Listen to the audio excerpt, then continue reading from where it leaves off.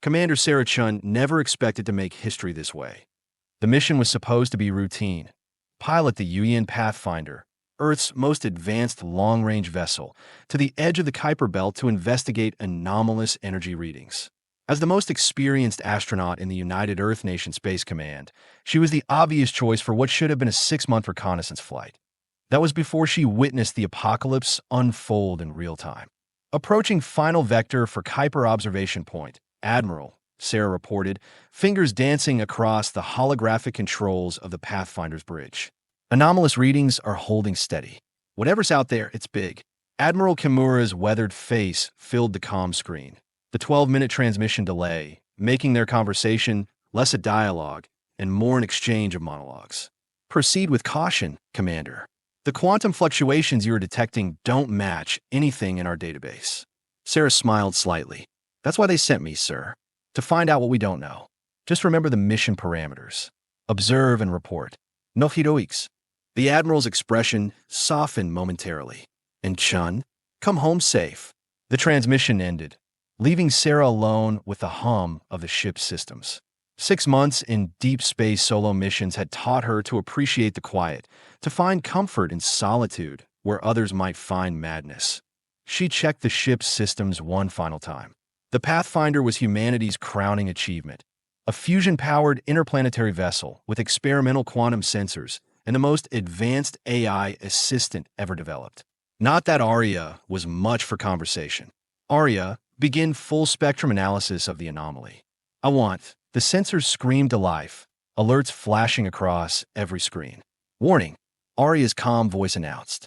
Massive spatial distortion detected. Unknown objects emerging. Sarah's hands moved instinctively, bringing the main view screen to maximum magnification. What she saw defied explanation. Space itself seemed to tear open like fabric, a massive rift splitting the darkness ahead. Through this wound in reality poured ships. Hundreds of them, their sleek forms catching the distant sunlight like scales on some massive cosmic serpent. My God, Sarah whispered. First contact. But these weren't explorers coming in peace. The alien armada moved with purpose, their formation speaking of military precision. Sarah had spent enough time in the UN Navy to recognize a war fleet when she saw one, but before she could process the implications, a second rift opened on the opposite side of the Pathfinder's position. More ships emerged, these different in design, angular and brutal, where the first fleet was elegant and streamlined. Two distinct alien civilizations, neither aware of humanity's presence, both apparently intent on destroying the other. And Sarah was caught directly between them. The first salvo of weapons fire tore across the void faster than Sarah thought possible. Energy beams of blinding intensity connected the two fleets, followed by what could only be described as missiles.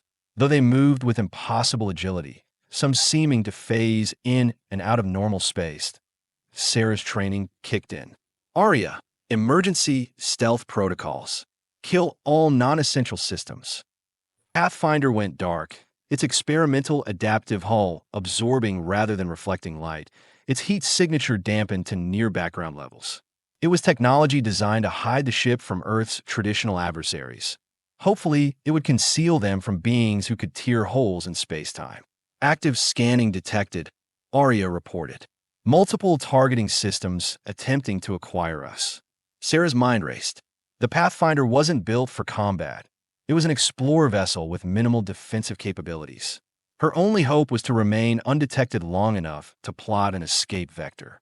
The view screen showed destruction at a scale she could barely comprehend. The two alien fleets engaged in warfare beyond human understanding. Ships disintegrating, space itself warping around weapon impacts, strange fields of distorted time catching vessels in bubbles where they seemed to age and crumble to dust in seconds. Arya, are you recording all of this? Affirmative, Commander. All sensor data is being logged. Prepare a data package. Everything we are seeing with analysis. Compress it for burst transmission back to Earth. Warning, transmission would reveal our position. Sarah watched as a massive vessel, apparently a flagship of the more angular fleet, erupted in a cascading series of explosions. Understand the risk, but Earth needs to know what's out here. They need to prepare. The battle intensified, spreading across a volume of space larger than the entire intersolar system. The Pathfinder drifted, its minimal maneuvering thrusters occasionally firing to avoid debris or keep clear of the fighting. Hours passed this way, with Sarah documenting everything, occasionally sending coded updates to Earth despite the risk. The two alien forces seemed evenly matched in destructive capability, though their technologies differed dramatically. Commander, Arya interrupted her observations. I have analyzed the communication patterns between vessels in both fleets. I believe I can translate approximately 18% of the transmissions. Show me. The screen filled with alien script alongside tentative English translations. Most was tactical communication, coordinates, targeting data, damage reports. But certain phrases appeared repeatedly in the elegant fleet's communications. The corruption spreads. Containment is paramount. The sphere must be protected at all costs. The angular fleet's communications were more direct. The preservers weaken. Their extinction is inevitable. The evolution cannot be stopped. They are fighting an ideological war, Sarah realized. This isn't about territory or resources. It's about existence itself. Before Arya could respond, a massive energy surge erupted from the center of the elegant fleet. The preservers, apparently. A sphere of blinding light expanded outward, engulfing dozens of their own ships, along with hundreds of the enemy vessels. The shockwave hit the Pathfinder like a physical blow. Sarah was thrown against her restraints as alarms blared throughout the ship. Hull breach in sections 4 through 7. Arya reported. Life support compromised. Emergency containment failing. Sarah's fingers flew across the controls, rerouting power, sealing compartments, fighting to keep her ship intact. Status of the quantum drive? Operational but damaged. We have approximately 72% efficiency. Plot a course back to Earth, maximum speed. Unable to comply. Both fleets are now between us and Earth. Probability of traversing the battle zone undetected is less than 3%. Sarah stared at the tactical display, mind working furiously. The battle had shifted, with the preservers apparently sacrificing a portion of their fleet to deliver a devastating blow to their enemies. But the angular ships, the evolution they called themselves, were regrouping, their formation tightening around what appeared to be their remaining command vessels. What about the Kuiper Belt? Can we reach it? Affirmative. Multiple asteroidal bodies could provide cover approximately 4.3 light minutes from our position. Do it. Get us. The ship rocked again as something massive passed nearby, the gravitational distortion alone nearly tearing the Pathfinder apart. On the view screen, Sarah watched a preserver vessel nearly a kilometer long tumble past, its hull breached in multiple places, strange luminescent fluids spilling into space. And then she saw them, the inhabitants of the ship, thrown into the void by the structural failure. Humanoid, but clearly alien, their bodies elongated, skin iridescent like mother of pearl. They moved with purpose even in death, their limbs contorting in what might have been a final communication to their fleet. My God, Sarah whispered. Arya, are they looking at us? Before the AI could respond, the dying aliens turned their massive, multifaceted eyes directly toward the Pathfinder. One raised an appendage, pointed deliberately, and then convulsed in what was clearly its final moment. We have been identified, Arya confirmed. Multiple targeting systems now locked on our position. The next hours were a desperate fight for survival.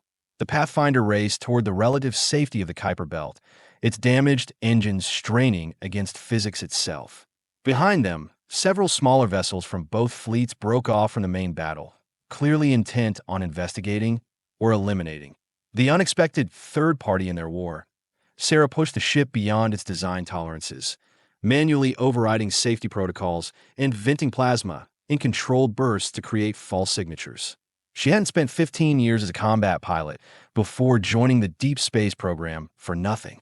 6 pursuit craft remaining. Arya updated. 4 preserver, 2 evolution. Intercept in approximately 12 minutes. Sarah's eyes narrowed as she studied their approach vectors. The preservers are hurting us. They're not trying to destroy us. They're trying to capture the ship. Tactical analysis confirms your assessment. The evolution vessels, however, are maintaining weapons lock. So one side wants to study us, the other wants to kill us. Sarah managed a grim smile. At least we know where we stand. The Pathfinder shuddered as its overtaxed engines struggled to maintain acceleration. Warning indicators flashed across every console. Hull integrity compromised, life support systems failing, radiation levels rising in the engine compartment. They weren't going to outrun their pursuers. Sarah made a decision. Arya, prepare the emergency beacon. Load all our observational data, your translation work, everything we know about both species. Data package prepared. Set it to broadcast on all UN emergency frequencies if ship integrity drops below 15% or if my life signs terminate. Understood, Commander. Sarah took a deep breath, her mind racing through options. The Pathfinder carried minimal armaments, a point defense laser system designed to vaporize micrometeorites, and a small complement of mining charges intended for resource extraction operations. Not exactly weapons of war. But perhaps.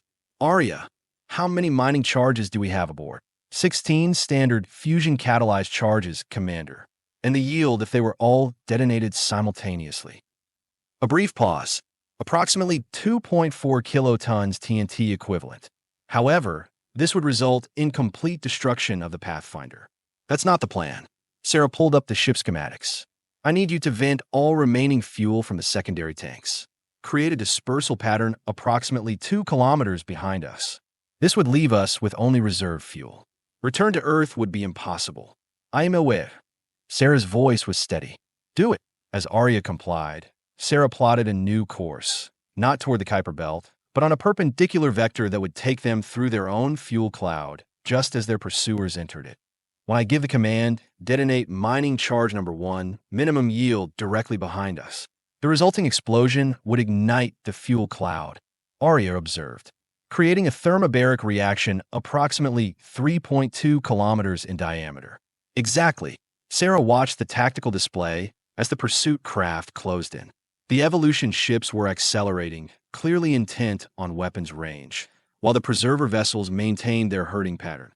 The Pathfinder crossed through the dispersed fuel cloud, the minute particles of high-energy reaction mass invisible to the naked eye but tracked precisely on the ship's sensors. Now, Arya. The explosion was silent in the vacuum of space, but the effects were immediate and catastrophic. The fuel cloud ignited in a rapidly expanding sphere of superheated plasma.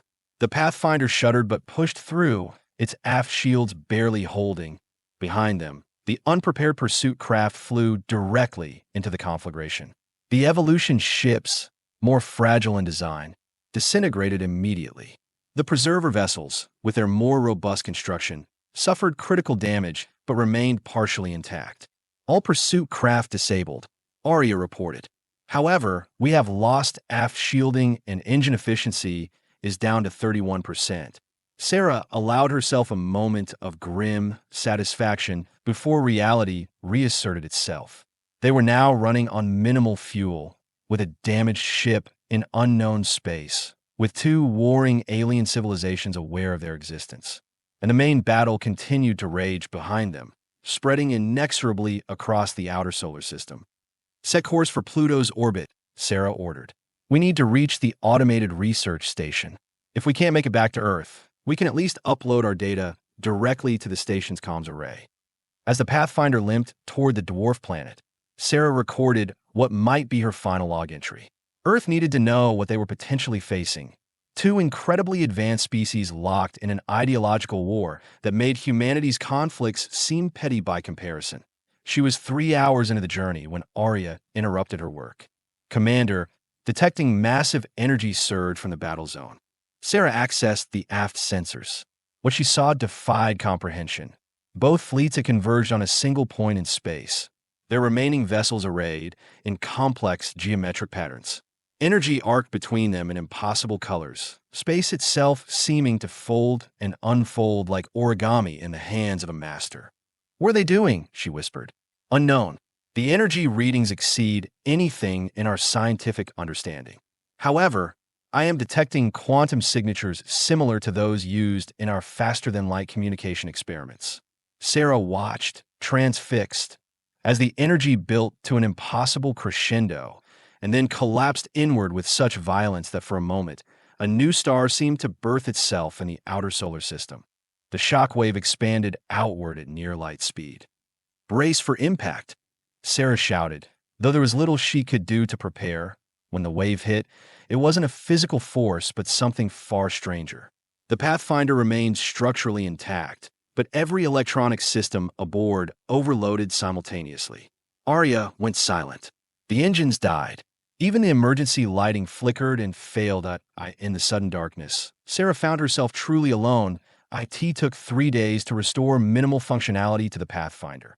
Working by the light of chemical emergency lamps, Sarah manually rebooted the ship's core systems one by one, bypassing damaged components and jerry-rigging solutions with the desperation of someone who knew their life depended on it. When she finally managed to restore partial sensor capability, she confirmed what she already suspected. Both alien fleets had vanished completely. No debris, no energy signatures, no evidence they had ever existed apart from the data stored in the Pathfinder's protected memory cores. Whatever had happened at the focal point of their final convergence had removed them from normal space-time entirely. The ship's quantum drive was beyond repair, but the conventional engines had enough reserve fuel for one final push. Sarah plotted a course for Pluto's research station, knowing it was her only hope of communicating with Earth. The journey took weeks, with life support systems failing one by one. She rationed oxygen, recycled water with increasingly primitive methods, and survived on emergency rations that dwindled with each passing day. When the Pathfinder finally achieved orbit around Pluto, Sarah was operating on minimal oxygen, her vision blurred from both CO2 poisoning and simple exhaustion. "This is Commander Sarah Chen of a UN Pathfinder," she transmitted to the automated station below, requesting emergency protocols and data uplink. The response was immediate, but not what she expected. "Commander Chen, this is Director Okamura at Pluto Research Base. Your ship disappeared from our sensors 3 months ago. We assumed you were lost." Sarah blinked in confusion. "The base is manned? Since when?" "Since the anomalies began. We have been monitoring the situation from here. Your transmission. It's the first confirmation of what we have been theorizing. Director, I need immediate medical evacuation and secure data transfer to Earth. What I have witnessed." "Commander," Okamura interrupted, his voice grave. "Communications with Earth have been intermittent for the past month. Approximately 12 hours ago, they ceased entirely." Sarah felt ice form in her veins. "What are you saying?" "We have been detecting the same energy signatures you were sent to investigate. They have been appearing throughout the inner solar system. Our last communication from Lunar Command described objects emerging from what they call spatial rifts near Earth orbit." The implication was clear. The war hadn't ended. It had simply changed battlegrounds. "I'm coming down," Sarah said, her voice steady despite the terror building inside her. "Prepare your communication array. We need to consolidate what we know." As the Pathfinder began its descent toward Pluto's surface, Sarah stared at the data she had risked everything to preserve.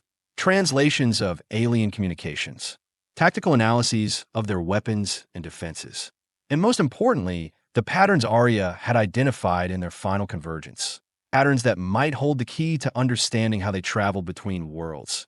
Earth might already be under attack, but humanity wouldn't face this threat ignorant and unprepared. Not if Sarah had anything to say about it. She had survived when 2 godlike civilizations had tried to destroy her.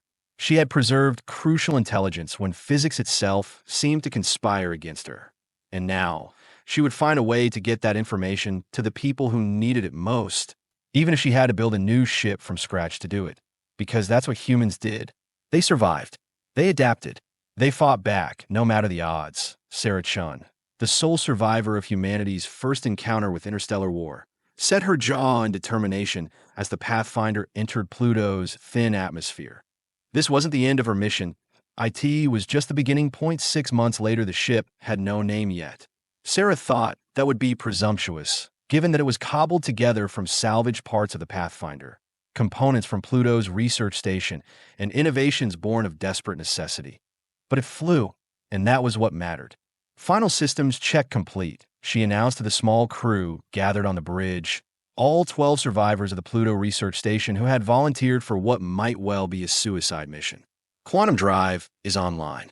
Director Okamura, now serving as her XO, nodded grimly. All personnel are secured for acceleration.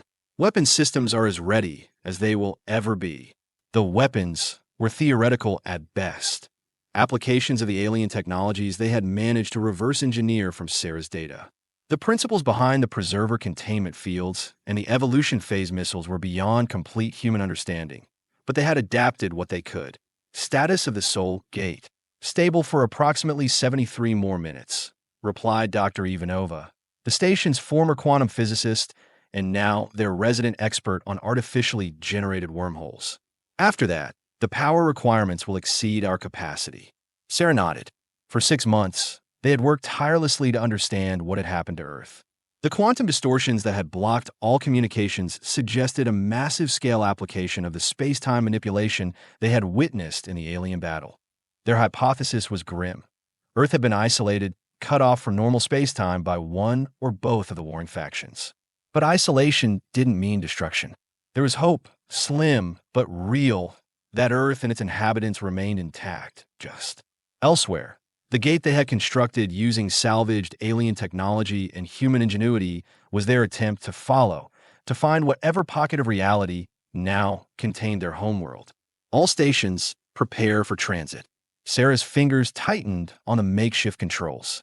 Dr. Ivanova, initiate final gate sequence.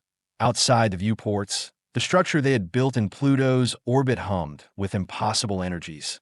Space curved visibly, a tunnel of distorted light forming at the center of the ring-shaped apparatus. Gate approaching critical stability, Ivanova reported. Transit window opening in 10 seconds. Sarah looked at the faces of her crew, scientists and technicians who had transformed themselves into warriors and explorers out of necessity. None of them knew what awaited on the other side of that portal. It could be Earth, intact but isolated.